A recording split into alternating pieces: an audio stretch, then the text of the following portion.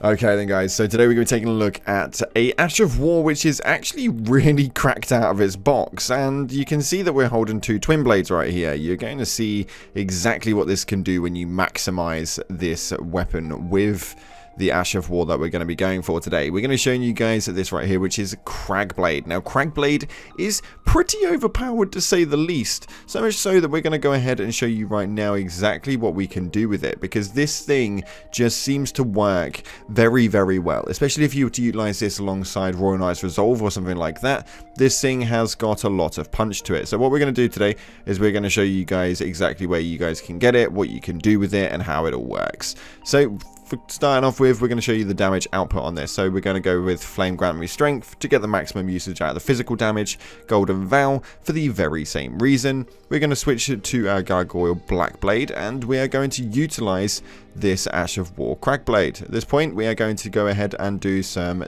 damage. As you can see, this damage is no joke. No joke at all, and it is really pushing into the limits of what this thing can actually really do. Now, as you will notice, we haven't had a second Ash of War for the second blade, and we also have not used our Wondrous Physic either.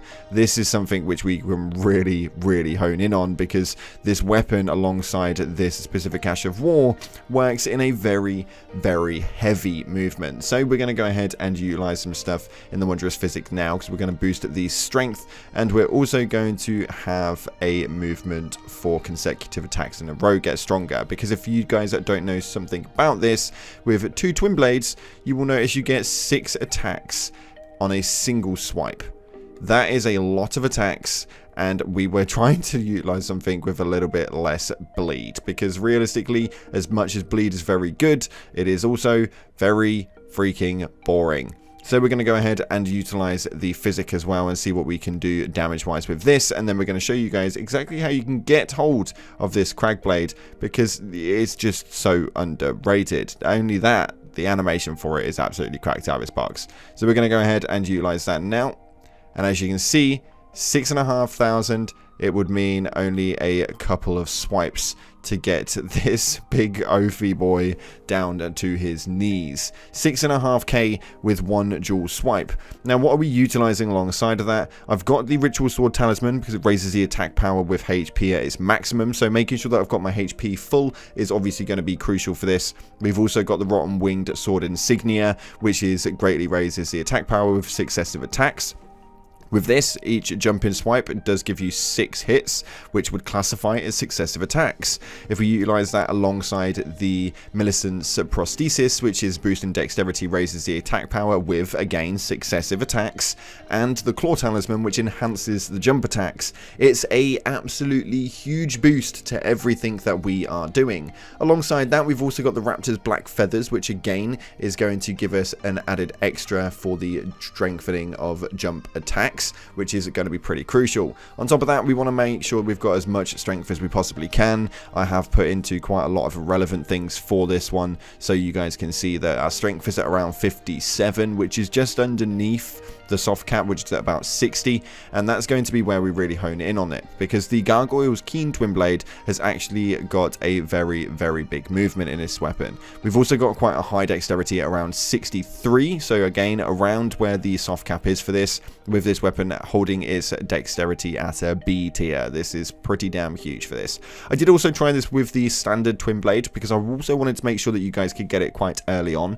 So if you don't have the Gargoyle's Black Blades like we do right here, obviously with a strength of B is going to be quite a big move as well. You can get hold of the twin blade really easily at the beginning of the game. I'll leave the link down in the description so you guys can go ahead and get that. If you run into New Game Plus, you can grab the second one, and this can be done very quickly indeed.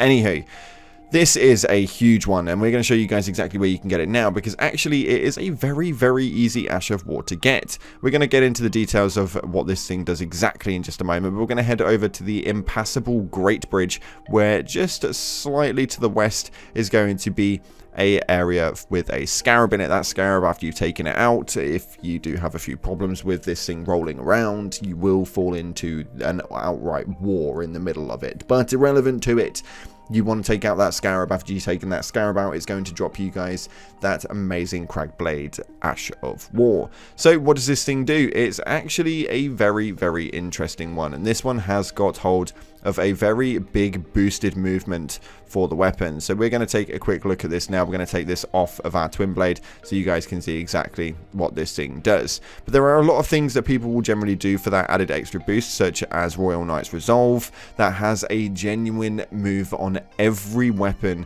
that people utilize. This is something which everyone will use. So we're going to take this off here, and this gives a little bit of a change to the weapon sorts, so you guys can have a bit of fun with other things. But as you can see here, we've got the Ash of War Crag Blade. It grants affinities and skills to an armament. So what does that mean? Essentially, this gives you guys an added buff on top for the 30 seconds that this thing is activated, and this is working on near enough every melee armament on possibly known to man, and this again includes whips. So that is something which is really, really huge, because this is something that you can utilize with absolutely anything. When we look at Royal Knight's Resolved, it is obviously available for melee armaments. It does exclude whips, which is a bit strange, but hey ho, we go for this one anyway. The Crag Blade is a very, very fun Ash of War that you guys can utilize, so I feel like it's something that you should be using. So go ahead and grab hold of it, especially if you want to utilize this build. Feel free. I've had a lot of fun with this, and it definitely does seem to be doing the damage output that we want it to do. Not only that, but with the dual twin blades, it looks very, very cool, considering with the gargoyle look. The black gargoyle blade doesn't have any affinities changed on it. You can't change the Ash of War, which is a bit frustrating, especially when this is what you've got to be left with. That is just not that fun at all, but irrelevant to it, it still works in very good succession with the dual twin blades on the attack scale. Anywho, that's all we've got time for today. If you have enjoyed this video, slap that beautiful blue thumbs up and subscribe to post notifications turned on. Thank you so much again for watching, guys. I appreciate your faces, but as always, up until the next time, I'll see you in the clouds.